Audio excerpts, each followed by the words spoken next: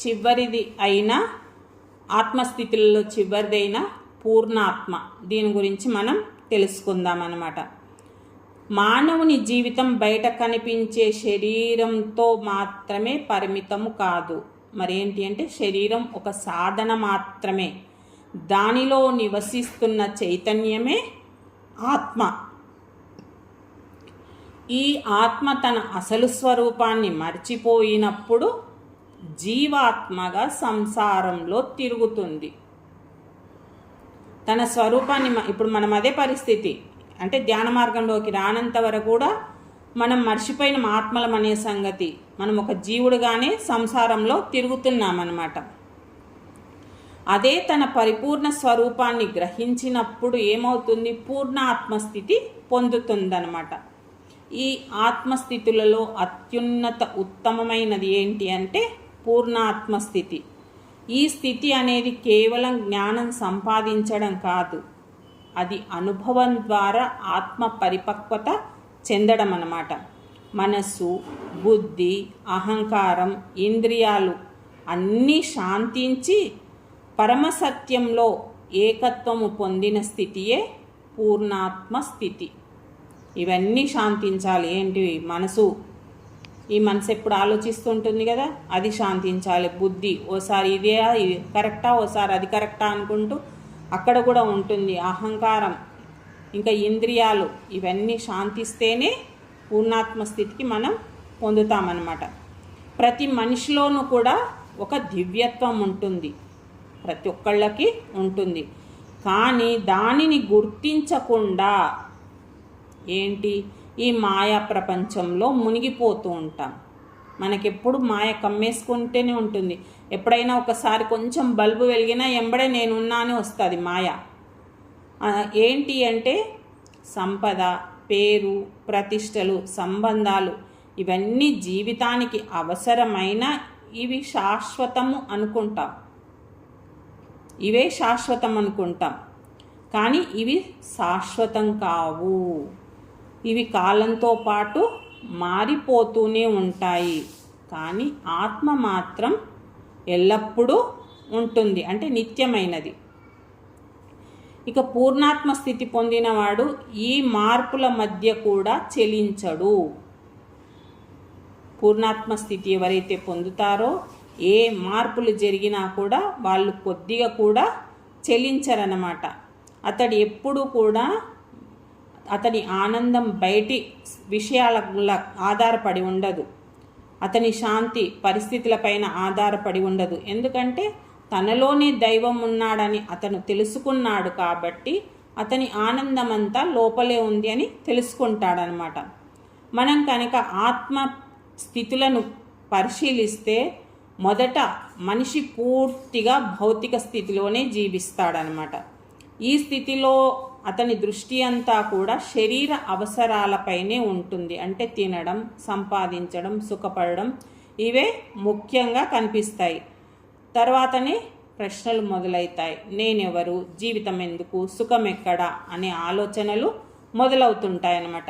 ఇదే ఆధ్యాత్మికంగా మెల్లగా మేల్కొల్పు అన్నమాట. ఈ ప్రశ్నల ద్వారా జీవాత్మ అసలు మూలం వెతకడం మొదలు పెడుతుంది. ఈ అన్వేషణలోనే ధ్యానం, భక్తి, జ్ఞానం, సేవ, సత్సంగం వంటి మార్గాలు సహాయపడతాయన్నమాట. పూర్ణాత్మ స్థితి అంటే మనసు పూర్తిగా నిర్మలమై ఉండడం, అంటే మనసు కొంత కూడా చెలించదనమాట. సాధారణంగా మనం చూస్తే మనిషి కోరికలతో నిండి ఉంటాడు. కోరికలు నెరవేరితే ఆనందం, నెరవేరకపోతే బాధ అనమాట. ఈ ద్వంద్వాల మధ్యనే అతని జీవితం గడుస్తూ ఉంటుంది. కానీ పూర్ణాత్మ స్థితి పొందిన వాళ్ళ కోరికలకు బానిస కారు. వాళ్ళు కోరికలకు బానిస కారు. ఏంటి, వాళ్లకు అవసరమైనవి వస్తే స్వీకరిస్తారు, రాకపోతే కూడా అతను బాధపడడు. వచ్చింది స్వీకరిస్తాడు, రాకపోతే అస్సలు బాధపడడు. ఎందుకంటే అతని ఆనందం అంతా కూడా అంతర్గతంగానే ఉంటుంది. ఇంకా అతడు జీవితం మొత్తం కూడా సమత్వ స్థితిలోనే నిండి ఉంటుందన్నమాట. ఇక భగవద్గీతలో శ్రీకృష్ణ భగవానుడు శ్రితపజ్ఞుడి లక్షణాలను వివరించాడు. ఏంటి? ఎవరి మనసు సుఖదుఖాలతో సమంగా ఉండదో, ఎవరు కోపము, భయము, మోహము దాటి నిలబడతారో వాళ్ళు స్థితప్రజ్ఞులు. ఈ స్థితి పూర్ణాత్మ స్థితికి దగ్గరగా ఉంటుందన్నమాట.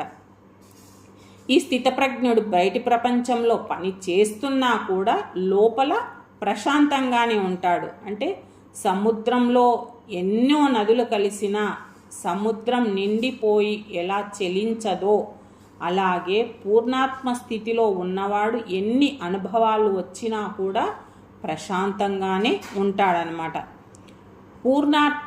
పూర్ణాత్మను అర్థం చేసుకోవాలంటే ముందుగా అహంకార స్వభావాన్ని తెలుసుకోవాలి.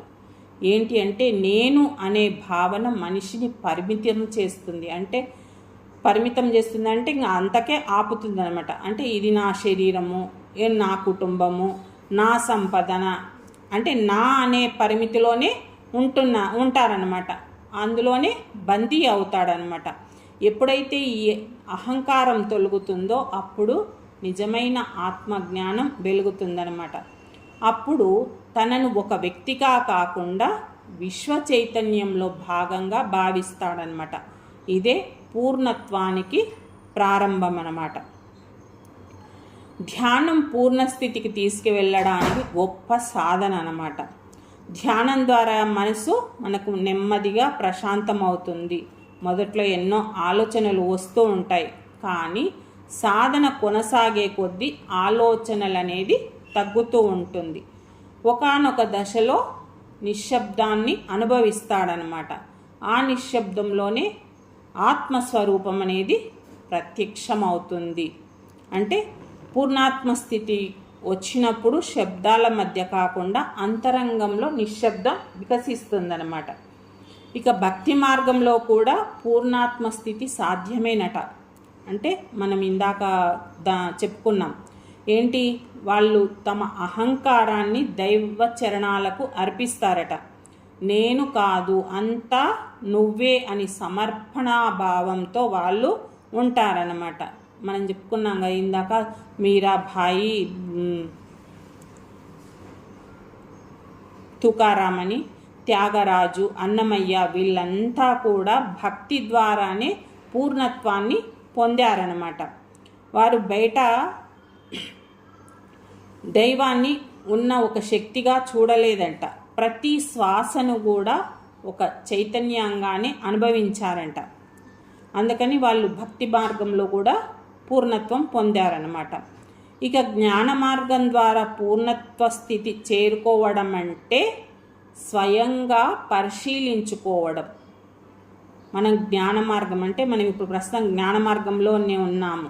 ఏంటి మనం చేస్తున్నాం? మనని మనం పరిశీలించుకుంటున్నాం. మనమే అనుకుంటున్నాం కదా మనం ఏం మారాము, ఎక్కడ మారాలి, ఇంకా ఏముంది, ఏం మార్చుకోవాలి, ఇవన్నీ మనం చూసుకుంటున్నాం. ఇంకా ముఖ్యంగా తెలుసుకోవాల్సింది ఏంటి? నేను శరీరం కాదు, నేను ఈ మనసు కాదు, నేను ఆలోచిస్తున్న ఈ ఆలోచనలు కాదు అని ఇవన్నీ మనం స్వీయంగా పరిశీలించుకుంటుంటే అప్పుడు ఏమొస్తుంది?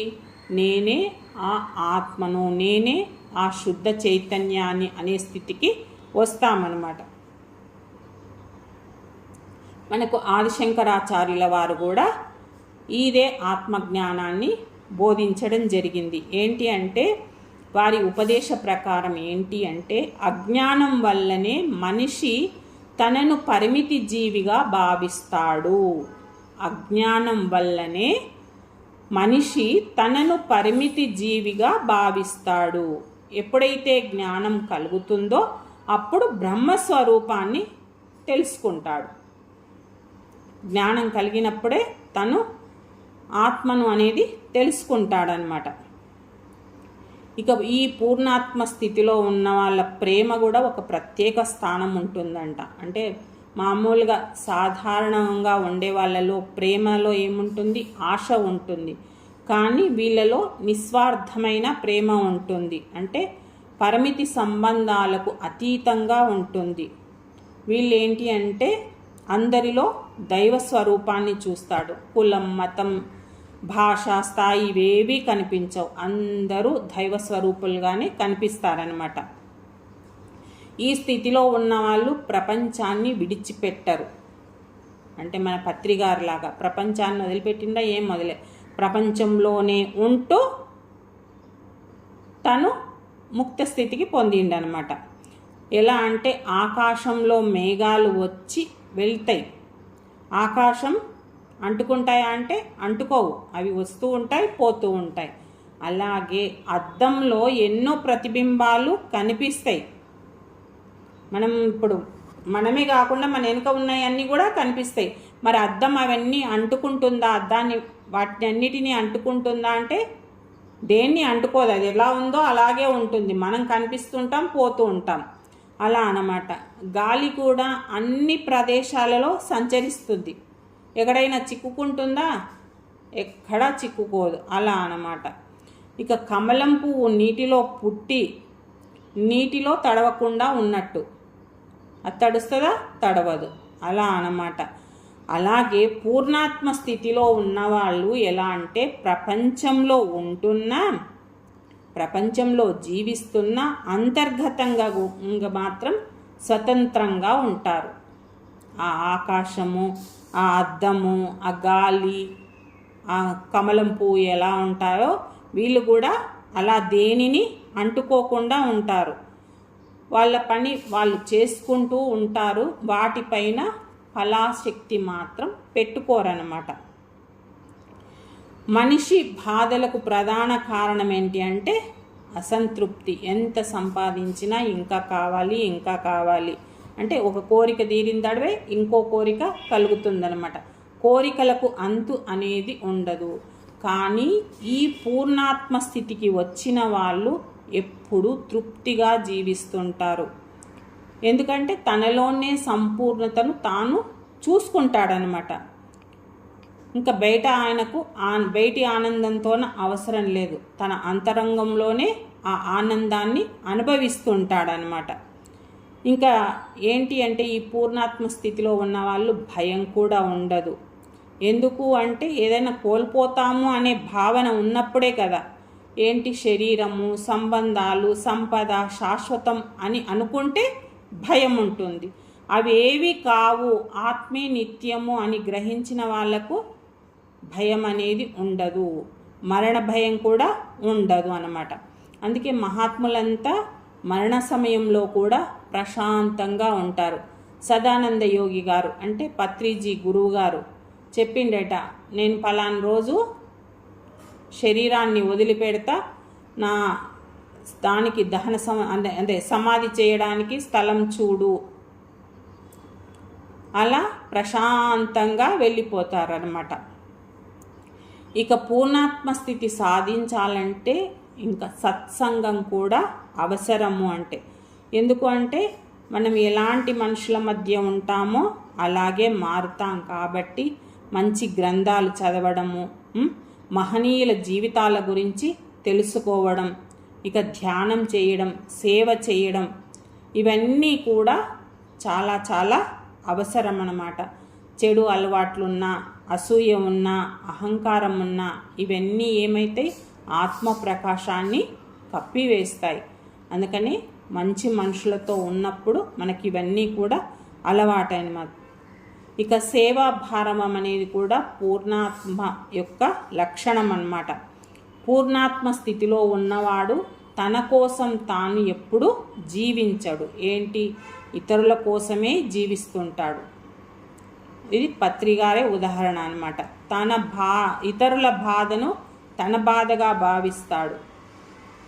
ఎప్పుడు కూడా వీళ్ళ హృదయం కరుణతో నిండి ఉంటుంది అన్నమాట. మరి వాళ్ళకు సేవ చేసి వాళ్ళ నుంచి ఏమైనా ఆశిస్తారా అంటే ఏది కూడా ఆశించరు. ఎవరికి సేవ చేసినా ఆ దైవానికి సేవ చేసి అని భావిస్తుంటారనమాట. ఈ పూర్ణాత్మ స్థితి అనుభవం ఎలా ఉంటుంది అంటే మాటలకు అందదంట, అంత ఆనందం ఉంటుందంట.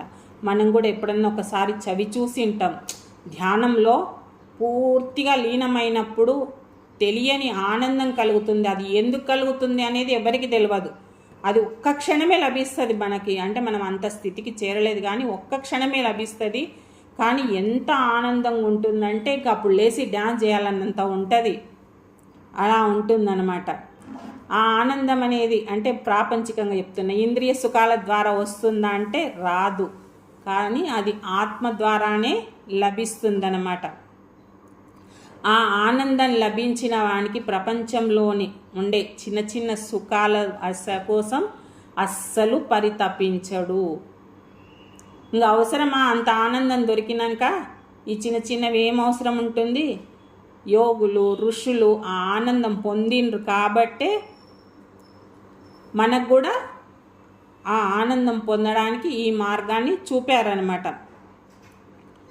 ఇంకా మనిషి జీవితంలో సమస్యలు రావడం సహజం.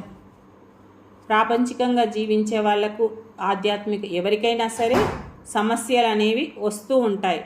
కానీ పూర్ణాత్మ స్థితిలో ఉన్నవాడు సమస్యలను శాపాలుగా కాకుండా పాఠాలుగా చూస్తాడనమాట. ప్రతి సంఘటన కూడా దైవ సంకల్పం వల్లనే కలిగింది అని గుర్తిస్తాడు. ఇక కష్టాలు వచ్చినప్పుడు ఆయన కొంచెం కూడా బెదరడు. ఎందుకంటే అతని బలం బయట లేదు, అంతరంగంలోనే ఉంది. నేను ఆత్మను అనే స్థితిలో ఉన్నప్పుడు ఏది భయపడవలసిన అవసరం లేదనమాట. ఇక పూర్ణాత్మ స్థితి అనేది ఒక్క రోజులో వచ్చేది కాదు, నిరంతర సాధన అవసరం.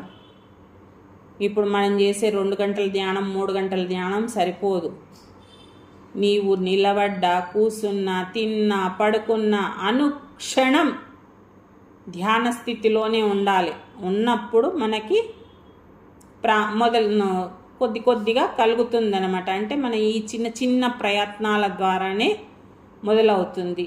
మనం ఇంకా మాటల్లో మాధుర్యం రావాలి, ఆలోచనలలో పవిత్రత రావాలి. మనకు నెగిటివ్ ఆలోచనలు వస్తుంటాయి, పాజిటివ్ ఆలోచనలు వస్తుంటాయి. కూర్చున్నా పడుకున్నా లేచినా అందులో మంచి ఆలోచనలే, పాజిటివ్ ఆలోచనలే రావాలి. ఇంకా పనుల్లో నిజాయితీ ఉండాలి. ఇప్పుడు ఏదో ఒక తప్పు పని చేసింటాం, అది కావాలని కాదు, పొరపాటున ఏదో అయి ఉంటుంది. పొరపాటున జరిగినా అది పొరపాటు జరిగింది అని కూడా మనం చెప్పుకోలేము.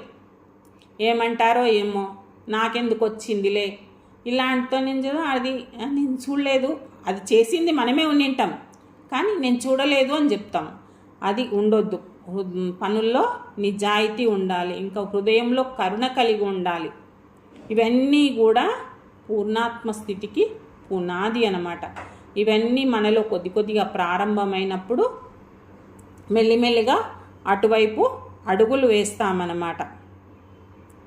ఇక పూర్ణాత్మ స్థితి పొందిన వారు ఏంటంటే సమాజానికి వెలుగు వంటి వారు.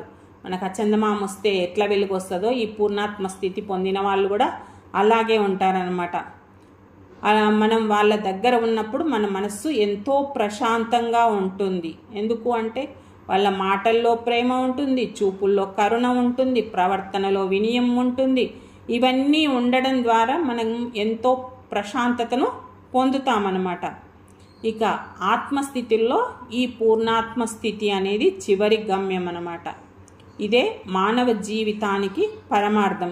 ఈ స్థితిలో ఉన్న జీవాత్మ తన మూలమైన పరమాత్మతో ఏకమవుతుంది. అక్కడ భేదం అనేది ఉండదు. నేను అనే భావన కూడా కరిగిపోతుంది. అప్పుడు మిగిలేదేంటి? పరిపూర్ణ చైతన్యం మాత్రమే. ఇదే మోక్షము, ఇదే విముక్తి, ఇదే నిజమైన ఆనందం అన్నమాట.